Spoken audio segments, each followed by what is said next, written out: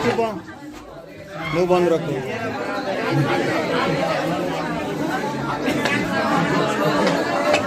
चुप चुप।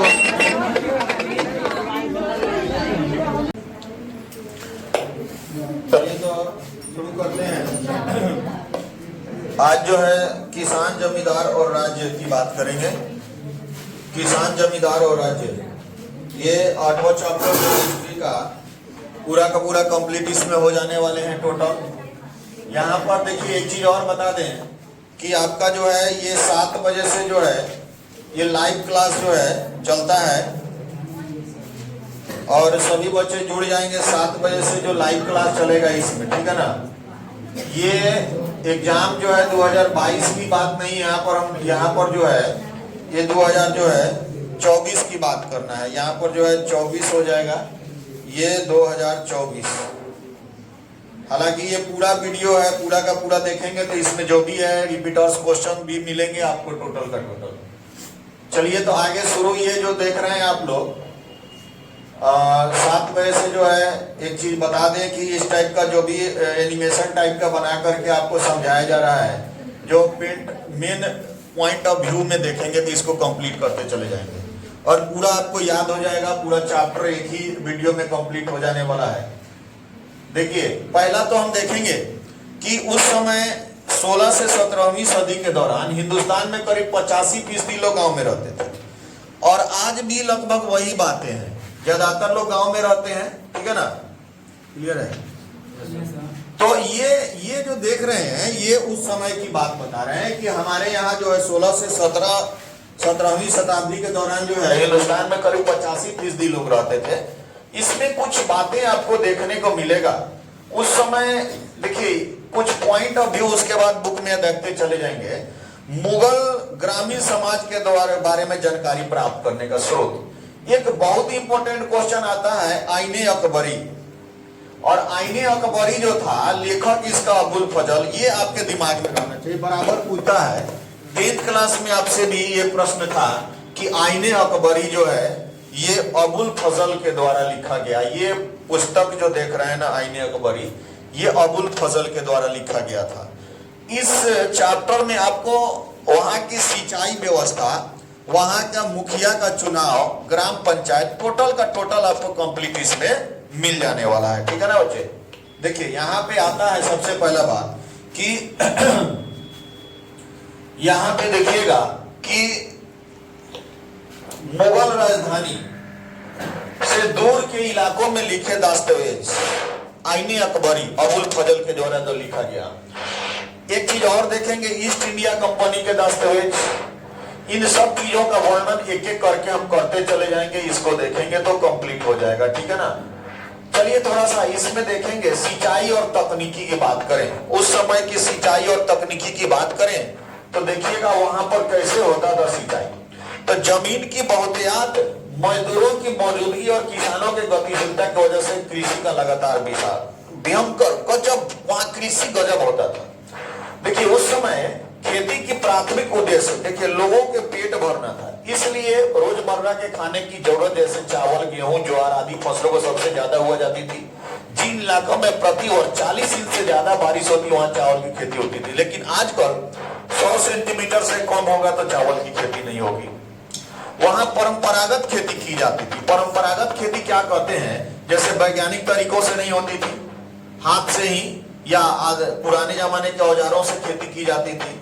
अगर मान लीजिए किसी के पास 10 बीघा खेत है तो पूरे 10 बीघा में खेती नहीं होगी। वो क्या करेगा कि जितना भर हमारा साल भर का पेट भर जाने वाला तक है उतना ही तक खेती करता था।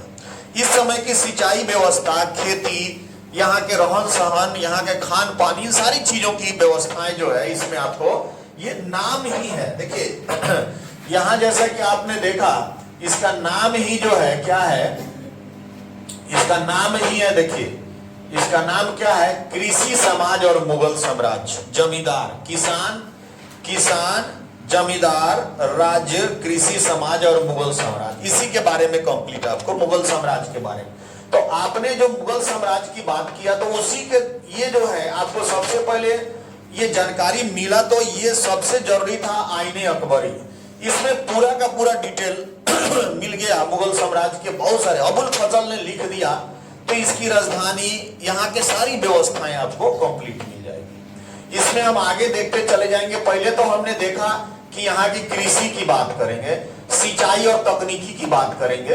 तो खेती की प्राथमिक उद्देश्य क्या था? लोगों का पेट भरना। ये नहीं कि उस समय दो तरह की बातें होती थी। उस समय होता था कि जैसे कि हम खेती कर रहे हैं तो उस व्यापारिक कृषि नहीं होती थी। व्यापारिक कृषि का मतलब है कि हम लोग खरीदारी मतलब फसल उगाए और इसको बेचने के लिए। हम लोग का उद्देश्य था पेट भरना। तो वहां 40 इंच से अगर बारिश हो जाए तो वहां धान जो है बढ़िया से हो जाता। देखिए, मानसून भारतीय कृषि की रीढ़ था। अब उस समय पटा उटा करके सिंचाई करके तो नहीं होता। आज भी मानसून पर हमारा जो है मतलब खेती कृषि पूरा का पूरा बसा हुआ है खेती। तो जैसा कि आज भी, लेकिन कुछ ऐसी फसलें थी जिनके लिए अतिरिक्त पानी की जरूरत होती थी। इसके लिए सिंचाई के कृत्रिम उपाय किए जाते थे, नलकूप से, वो जो कुआं से, नदी से, ये सब उस समय व्यवस्था करके जो है सिंचाई कर ली जाती थी। एक चीज और देखेंगे, स्रोतों में हमें जिन्स से कामिल, इसको ध्यान देखेंगे, जिन्स से कामिल सर्वोत्तम फसलें, है ना। आप लोग दो तरह का अभी देखते हैं, रबी और खरीफ, दो लिखते हैं। यहाँ पर यहाँ देखिए जिन्स से कामिल की बात करेंगे, ठीक है ना। तो जिन्स से कामिल सर्वोत्तम फसलें, ऐसे लफ्ज मिलते थे, ऐसे लफ्ज। देखिए उर्दू के कुछ लफ्ज आपको मिलेंगे यहाँ पर। मुगल राज में भी किसानों के ऐसे फसलों की खेती करने के लिए बढ़ा दिया था। अंग्रेज के समय में नील की खेती करवाई जाती थी ना, तीन कटिया प्रणाली। अच्छा, ये सारे के सारे आपको इसमें मतलब अंग्रेजों के समय का बहुत सारे आंदोलनों के बारे में भी जानकारी मिलते चले जाएंगे। तीन कटिया प्रणाली 3/20 भाग में नील की खेती जबरदस्ती करवाई जाती थी चंपारण के किसानों से। लेकिन यहाँ बात आता है मुगल राज में किसानों को ऐसे फसलों जो जिनसे कामिल कहा जाता था, सर्वोत्तम फसल का मतलब पूरा का पूरा एक ग्रुप समूह की बात करेंगे, तो ये खेती करने के लिए बढ़ा देता था क्योंकि इसमें राज्य को ज्यादा कर मिलता था, टैक्स ज्यादा मिलता था, इसलिए उस पर ज्यादा। जैसे बात करेंगे कपास और गन्ना जैसी फसल जो है ना, बेहतरीन जिनसे कामिल थी। देखिए ये रोपण कृषि के तहत जो है और कुछ व्यापारिक कृषि के तहत ये सारे के सारे चलते थे। कपास और गन्ने की खेती पर ज्यादा मतलब बल दिया जाता था करने के लिए, टैक्स भी सरकार को ज्यादा मिलता था। इसके अलावा तिलहन और दलहन की बात करें, तिलहन और दलहन की फसल भी यहाँ पर आती थी, इससे भी ज्यादा टैक्स कर मिलता था। ये विद्या निकेतन को जरा आप लोग इसको ये देखिए, विद्या विनियम शोभते यहाँ था, लेकिन एक हमारे बच्चे ने इसको जो है बना कर दिया है और इसको हम आज चेंज करेंगे। ये विद्या निकेतन जो है, इस लोगों का कुछ लोगों ने क्या किया कि डुप्लीकेट बना लिया है, तो हम थोड़ा सा इसको चेंज कर दिए हैं और इसको रजिस्टर्ड करा लेंगे। हाँ, तो ये जो है ध्यान दीजिएगा। अब ध्यान दीजिएगा, विद्या निकेतन ये ऐसा रहेगा आपका, ऐसा तो है ही, कुछ ज्यादा चेंजिंग नहीं मिलेगा, बस थोड़ा सा ये चेंजिंग हुआ है, ठीक है ना। तो चलिए इसको सब्सक्राइब कर लेंगे। आने वाले सभी पूरा पॉइंट एक बार में क्लियर, पूरा किताब क्लियर हो जाएगा। चलिए, किसानों के लिए आमतौर पर रैयत, मुजरियान साथ ही आज जैसे शब्दों का प्रयोग होता था।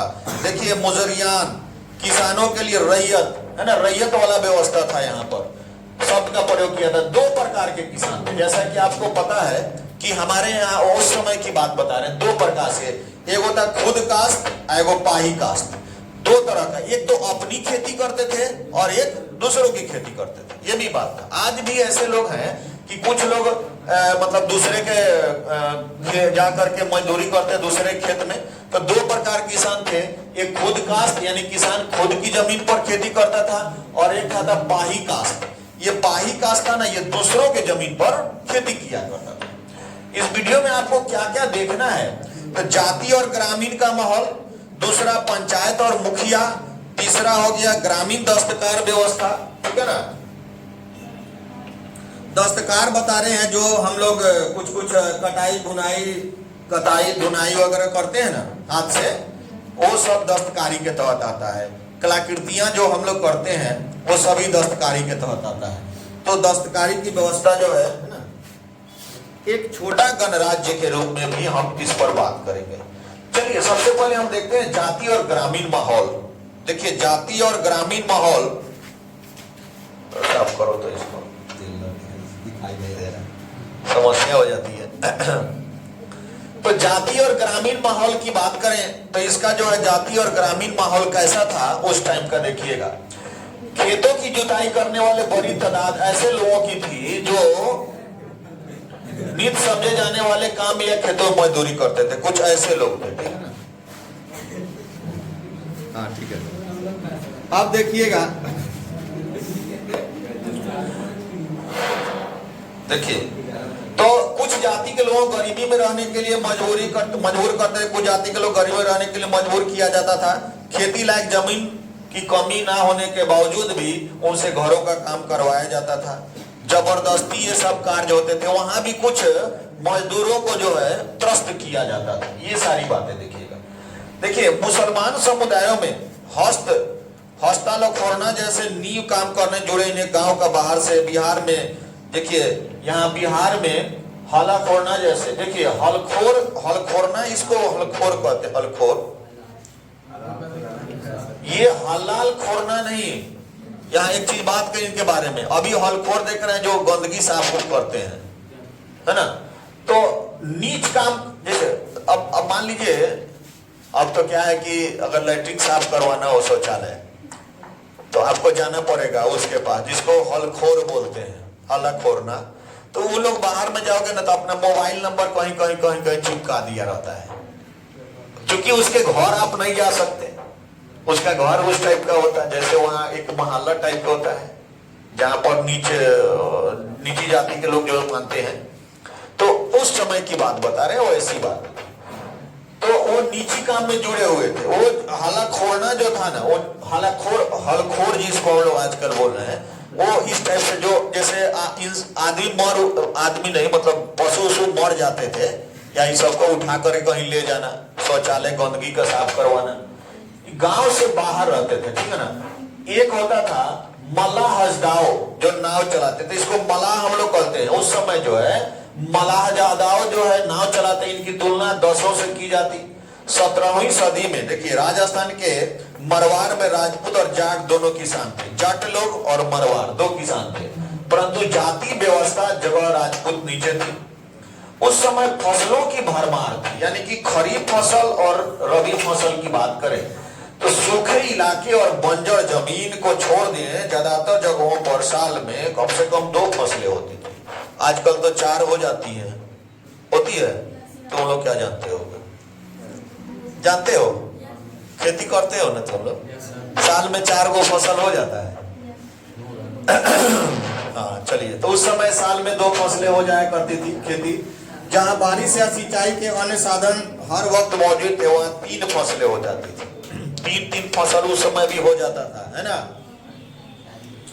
आगरा में 39 किस्म की फसलें उगाई जाती थी, आगरा में। और दिल्ली प्रांत में 43 फसलों की पैदावार होती थी, बताइए। बंगाल में सिर्फ 50 किस्म के चावल, बंगाल में। आज भी बंगाली लोग जो है चावल ज्यादा यूज करता है, और पंजाबी लोग रोटी। पंजाबी लोग मक्के की रोटी, सरसों दी साग, लस्सी विद झाग, बड़ा फेमस है। अब बंगाली लोग चावल, मछली चावल बड़ा ही महत्वपूर्ण है। बुधवार दिन है, मछली चावल आप लोग जरूर खाएंगे आज जाके, है ना। बुध है, सब काम शुद्ध है, तो आज कोई टेंशन नहीं है ना। तो यहाँ देखिएगा बंगाल में सिर्फ 50 किस्म के चावल जो है उगाई जाती थी, ये देखिएगा। मुखिया का चुनाव की थोड़ा बात कर ले। मुखिया की चुनाव ध्यान दीजिएगा।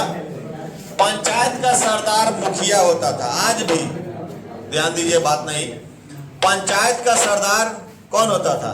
मुखिया, जिसे मुकद्दम या मंडल कहते थे। ये दिमाग में रखेंगे, जो पंचायत का सरदार हेड होता था उसे मुखिया कहते हैं, और इसका जो है जनरली उस समय मुकद्दम या मंडल कहा कहते थे।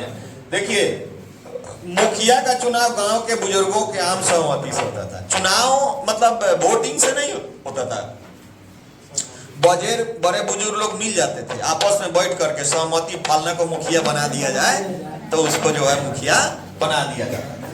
देखिए चुनाव के बाद इन्हें इसकी मंजूरी जमींदार से लेनी पड़ती थी। अब जमींदार राज्यपाल का काम करता था, डीएम का काम करता था, एक गोरा को चुन दिए आ गए कहाँ जमींदार के पास कि हम लोग सब मिल करके सर्वसम्मति से फलना जी को मुखिया बना दिए हैं, आ उस पर मोहर जमींदार लगा देता था। ठीक है, आज के बाद ये मुखिया रहेगा, ठीक है ना। अब देखिए मुखिया अपने ओहदे पर तभी तक बना रहता है जब तक कि गांव उस पर भरोसा था। ऐसा नहीं हो बुजुर्ग से बर्खास्त कर देते मुखिया का विश्वास हटा तो मुखिया का काम खत्म। अगर बड़े बुजुर्ग जो उसको बनाए हैं अगर पता चलेगा कि नहीं मुखिया ये सही नहीं है, उस पर से विश्वास हट गया तब मुखिया का भी काम तमाम। गांव की आमदनी और खर्चों का हिसाब किताब बनाना मुखिया का काम था। गांव में कितना खर्चा है उसका हिसाब किताब सब देखना समझना किसका काम है, मुखिया का। और इसमें पंचायत का पटवारी उसकी मदद करता था, उसका पीए पटवारी पर्सनल असिस्टेंट वही उसका जो है मतलब चूंकि होता क्या है अनपढ़ जाहिल भी मुखिया बन जाता है तो संजीव होता है ना उसका, तो उस समय पटवारी होता था उसका जो है सब देखभाल सब चीज किसको कितना देना लेना देना ये सारे चीज। चलिए अब मुगल कालीन ग्राम पंचायत की बात करेंगे। मुगल कालीन ग्राम पंचायत की बात करें तो देखिएगा पंचायत का गठन होता कैसे था, जो कि हम पहले ही बता दिए ऊपर में। एक बार और इसको रिपीट करते हैं कि गांव का पंचायत में बुजुर्गों का जामुआरा माने एक जगह जमा होते थे, गांव के सभी बुजुर्ग लोग एक जगह जमा हो जाते थे। अब क्या करते थे, वे गांव के महत्वपूर्ण लोग हुआ करते थे जिसको जो अपनी संपत्ति की पुश्तैनी अधिकार होता था, जो मालिक होते थे। उसके बाद यह एक ऐसा अल्पतंत्र था जिसमें गांव के अलग अलग संप्रदाय और जातियों के नुमाइंदगी होती थी। उसके बाद पंचायत का फैसला गांव सबको मानना पड़ता था, जो पंचायत कह दिया जो पंच कह दिया उसको मानना पड़ेगा हर हाल में। देखिए उत्तर भारत में राज ने कई नहर, देखिए उस समय कैसे होता था, नहर नाला खुदवाया गया, कई पुरानी नहरों को मरम्मत करवाई गई। शाहजहां के शासन काल के दौरान जो है ये बहुत सारे नहर जो है पंचाम नहर जो है बनाया गया था। खेती करने के लिए क्या था, लोहे के नुकीले फाल वाले हलों का प्रयोग किया जाता था। ऐसा नहीं था ट्रैक्टर या ऐसा नहीं था कि उसका जो है औजार, उस समय हल था फाल वाला, उसी से खेती की जाती थी। देखिए बैलों की जोड़ी के सबसे खींचे जाने वाले बरमे का इस्तेमाल बीज के बोने के लिए किया जाता था। उस समय भी बैल का इस्तेमाल जो है खेती के लिए बहुत ज्यादा क्लियर किया जाता था। अब जाति पंचायत की जरा बात कर लेंगे। जाति पंचायत, गांव में हर जाति की अपनी पंचायत होती थी जो समाज में काफी ताकतवर होती थी। अलग अलग जात के अलग अलग पंचायती होता था, वो लोग अपना पंच अपना सदस्य लोग होते थे। उसके बाद यह अलग अलग जातियों के लोग दीवानी झगड़ों का निपटा, देखिए दो तरह का मुकदमा होता है, एक दीवानी होता है, एक फौजदारी होता है। फौजदारी मुकदमा जो है आपको पुलिस थाना वगैरह, और दीवानी मुकदमा में क्या होता है, जमीन उमीन के खेती बाड़ी का जो झगड़ा झंझट होता है वो दीवानी मुकदमा, और जो मारपीट दंगा हो गया कोई कांड हो गया तो वो फौजदारी मुकदमा। तो ये अलग ये होते थे। उसके बाद यह तय कर दी जाती कि शादियां जातिगत मानदंड के मुताबिक हो रही है, नहीं ये भी बात है। शादी जो है मानदंड, अच्छा एक बात और आपको शुरू में बताए थे, शादियां जो है अपने ही क्या बोलते हैं उसको गोत्र में नहीं होती है। अपने गोत्र में शादी आप नहीं कर सकते, आज भी सेम गोत्र में लड़का और लड़की का शादी नहीं हो सकता। सेम गोत्र में होगा तो वो तो उसका रिलेटिव ना हो जाएगा, भाई बहन कोई ना कोई मतलब रिलेशन जुड़ जाएगा। तो इसलिए अपने गोत्र में, आपको बताया था इसके पहले वाले चैप्टर में कि अपने गोत्र में शादी नहीं होता था।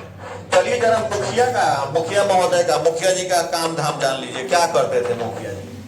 तब मुखिया जी क्या करते थे, मुखिया एक बड़ा काम होता था वो देखिए तसल्ली कर कि गांव में रहने वाले अलग अलग समुदाय के लोग अपने जाति के हदों को अंदर रहे।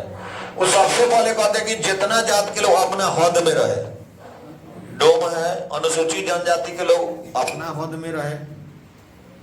देखिए अनुसूचित जनजाति, अनुसूचित जाति, अत्यंत पिछड़ा वर्ग और सामान्य वर्ग, सब अलग अलग जाति अपना ही हद में रहे। ये नहीं कि तुम्हारा ही काम नहीं है बड़का काम कर लिया, ये सब काम नहीं, अपने हद में। ये कौन देखता था, मुखिया देखता था, ठीक है ना। एक चीज और, सभी शादियां मंडल की मौजूदगी में होती थी। मुखिया जी के काट देना जरूरी है। उन लोग के सारा सदस्य आएंगे, भोजन में सब चीज का देखभाल करेंगे। शादी में देखिए, जाति की अवहेलना करने से रोकने के लोगों को आचरणों पर नजर रखना गांव के मुखिया की महत्वपूर्ण जिम्मेदारी होती थी। ये भी एक जिम्मेवारी था मुखिया जी का। दोषी व्यक्ति पर जुर्माना लगाने और समुदाय से निकासित करने का जो है दंड देने का अधिकार मुखिया जी का। पूरा गांव से बाहर निकाल देंगे अगर गड़बड़ करेंगे तो मुखिया जी का ही काम था।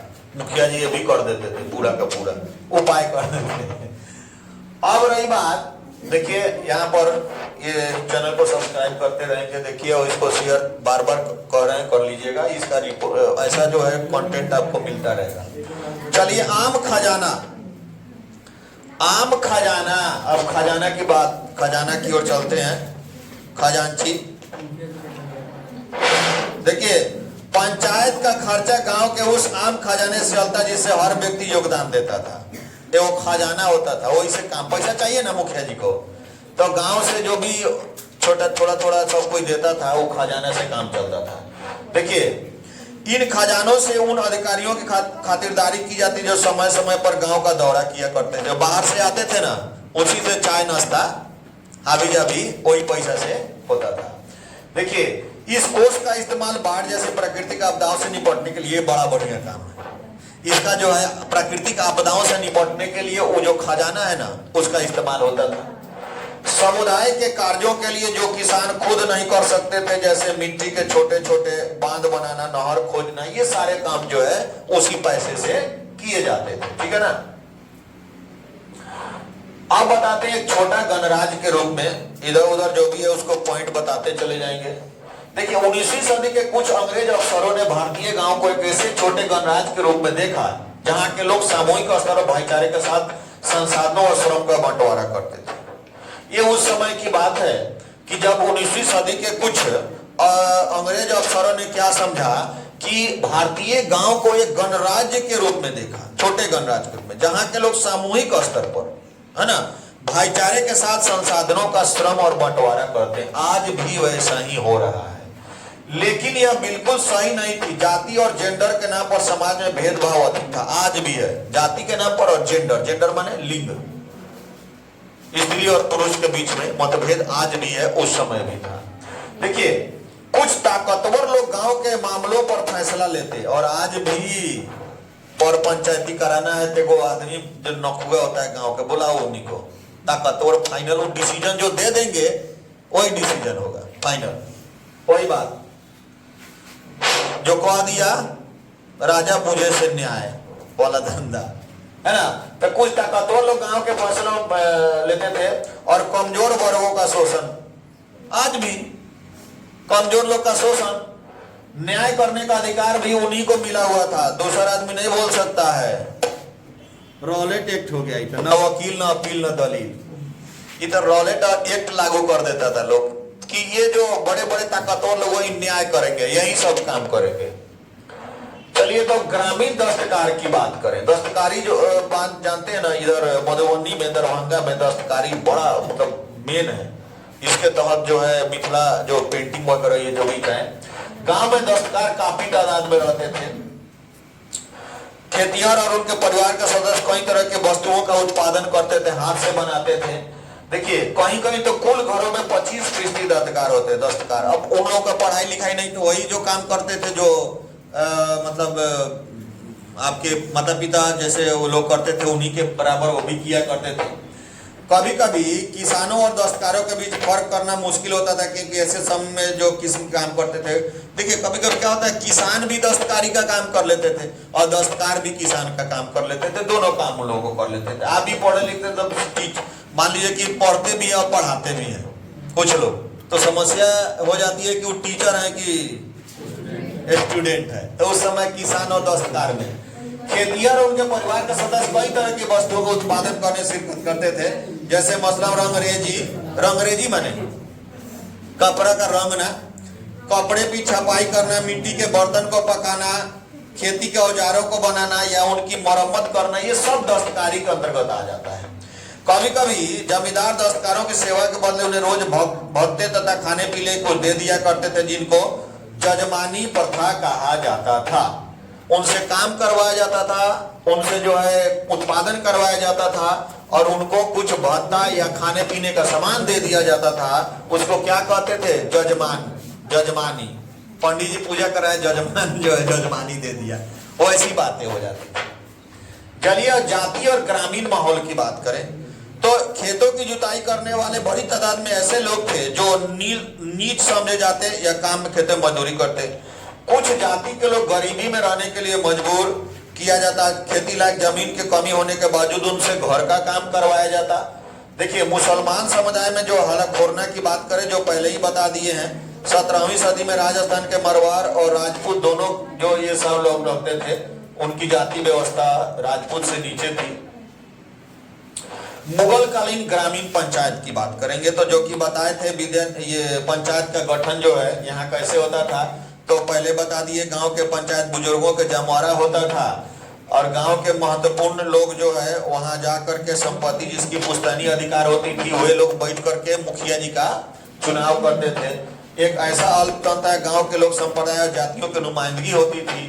उसके बाद पंचायत का फैसला सबको मानना पड़ता था। ये सभी के सभी होते थे। अच्छा, किसानों की स्थिति उस समय कैसी थी? तो किसानों की स्थिति उत्तर भारत में औसतन किसान के पास शायद ही एक जोड़ी बैल और 2 हल जैसा होता था। बहुत गरीबी थी, शायद ही उनके पास एक जोड़ी बैल होती थी। किसानों के पास बड़ा ही समस्या था। देखिए गुजरात में जिन किसानों के पास 6 एकड़ करीब जमीन थे वे समृद्ध। 6 एकड़ मतलब अमीर, 6 एकड़ मतलब अमीर। यहां देखिएगा बंगाल में एक औसत किसान जमीन की ऊपरी सीमा 5 एकड़ से 10 एकड़ जमीन वाले आसामी अमीर समझा। 5 एकड़ भी हो गया, 10 एकड़ तो भी जो है आसामी है, अमीर है। ठीक है ना? ये आपको ये जाति और ग्रामीण माहौल को हम बता दिए टोटल के टोटल पूरा। ठीक है ना? ये कंप्लीट आपका जो है, इसमें ये थोड़ा सा ज्यादा हो जाएगा, लेकिन जो है इसको जो है आप ध्यान से देखेंगे, ये पूरा का पूरा आपका जो है कंप्लीट सेकंड वीडियो में आपको जो है पूरा जो है इसमें ये पूरा मिल जाएगा। ठीक है ना? इसमें पूरा का पूरा इसी टाइप से सब मिलेगा और इसके दूसरे भाग में आपको ये कंप्लीट करा दिया जाएगा। तो चलिए इसको शेयर अधिक से अधिक करेंगे और इस टाइप का और वीडियो पाने के लिए जो है चैनल को सब्सक्राइब कर लेंगे, शेयर कर लेंगे और हिंदी इंग्लिश हर चीज 10th क्लास और इंटर का सभी विषयों का नोट्स पाने के लिए फ्री में नोट्स पाने के लिए सब्सक्राइब कर लीजिए। चलिए तब तक के लिए धन्यवाद।